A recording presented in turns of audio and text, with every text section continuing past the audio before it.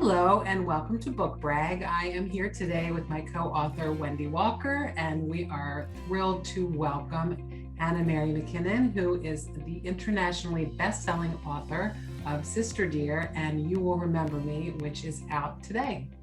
Tell us a little bit about You Will Remember Me. Sure, I'd love to. Here it is.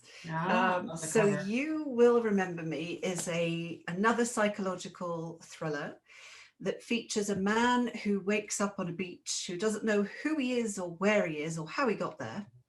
Meanwhile, a lady called Lily is looking for her boyfriend Jack, who went missing after a swim.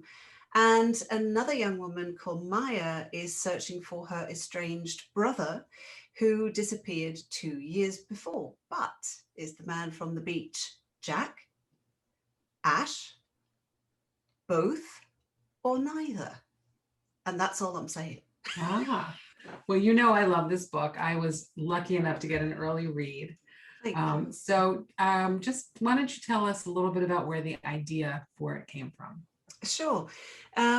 So a couple of years ago, and you might be familiar with this story. A couple of years ago, a man from Toronto went missing from a ski hill in Lake Placid, and he showed up about 5 or 6 days later in Sacramento, and he couldn't recall how he got there or why he went there, actually. And apparently he hitched a ride on a truck, but the truck driver never came forward. And this gentleman showed up in Sacramento, still in his ski gear, but couldn't remember anything. I think he remembered a phone number, his wife's phone number, and he was safely returned to Toronto, and everything worked out and everything was fine. But I remember reading that story and thinking how bizarre, and what might happen if you ended up in a place that you'd actually left before, or you ended up with people who didn't have your best interests at heart. And that was the little gem of an idea that turned into You Will Remember Me. So obviously this book deals with amnesia or memory loss and all sorts of issues. Is there something that you learned while you were writing the book? Yes, writing a main character with amnesia is hard. Yes. As you well know, yes.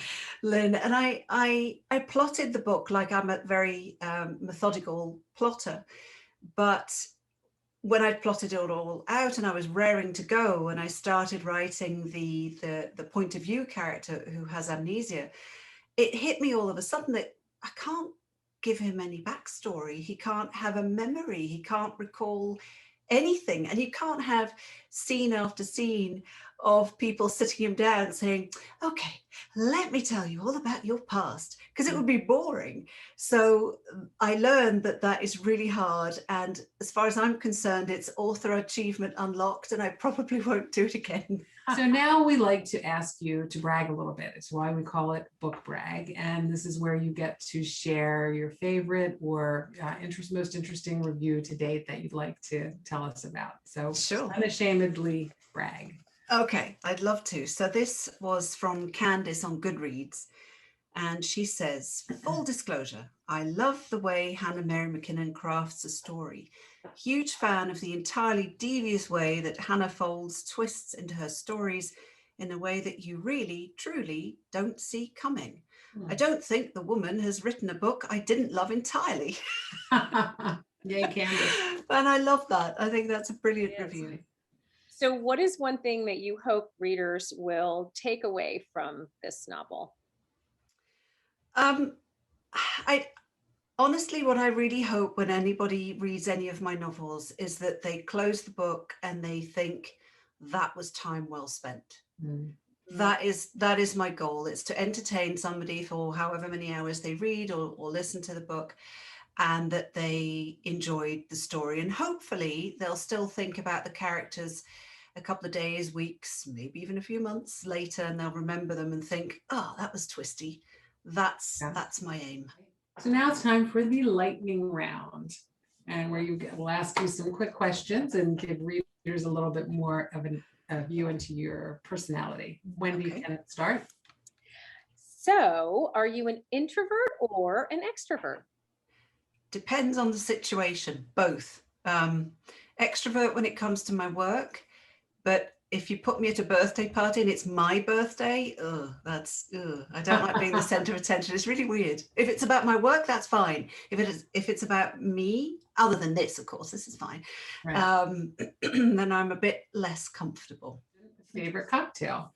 Nothing beats a gin and tonic with a twist of lime. Oh, okay. Very, very classic. Good. Okay, I wish it was 5 o'clock because that sounds pretty good. What is your favorite place to write? My favorite place to write has to be the spare bedroom upstairs on a rubbish old laptop and a dodgy Wi-Fi connection, because I leave my phone downstairs and I get so much done. It's incredible. So that has to be my favorite place. And I have a view. Biggest pet peeve? People who are rude. That drives me crazy, cutting lines and just general rudeness, because being pleasant is free and so much more pleasant. Yes. Do you have a favorite word?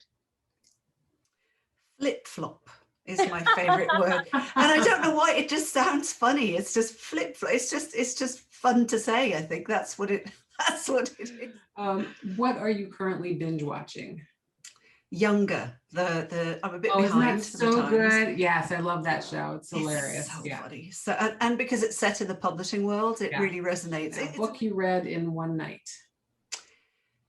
The Swap by Robin Harding. That came out last year, and the cover is a bowl with keys in it, and yes, it's exactly what you think.